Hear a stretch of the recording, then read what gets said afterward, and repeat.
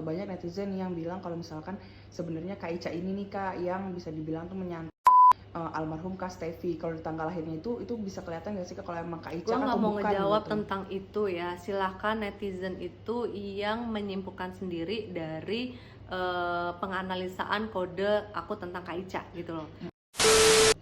Nah, Kak Endah, ini kan masih seputaran dengan masalah yang katanya tuh dukun-dukunan gitu kemarin. Nah, yang katanya dikabarkan banyak para netizen itu bisa bilang tuh menuduh gitu, menuduh dari Kak Ica. Nah, aku pengen nanya nih tentang tanggal lahirnya Kak Ica Anissa Faradila. Dia lahir di tanggal 5 Juli 87.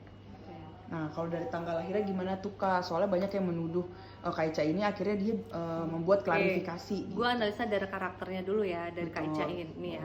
Memang Kak Ica ini tipe orang yang gampang banget tersugesti dengan omongan orang.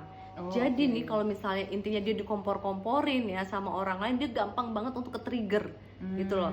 Mungkin dia misalnya dia nggak punya masalah sama si A, tapi karena misalnya dia dibisikin, lu tahu nggak sih dia tuh begini-begini, lu tahu nggak sih dia tuh ngomongin, itu gampang banget kehasut gitu. Makanya dia gampang juga dibohongin sama orang. Ini secara bisnis sih juga banyak ini dibohongin sama orang juga ya, karena itu gampang banget tersugesti. Nah, Kak Ica ini juga punya kode tanggal lahir yang memiliki kode tanggal lahir harga diri yang gede banget.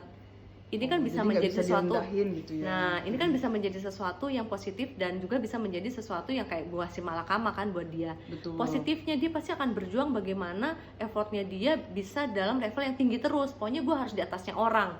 Gitu kan. Berarti kan secara kehidupan dia berusaha terus dong untuk naik ke level itu gitu loh. Cuman negatifnya itu kayak ya merasa nggak mau orang itu menyaingi gitu-gitu loh. Jadi ada plus minusnya. Jadi ketika ada orang yang mungkin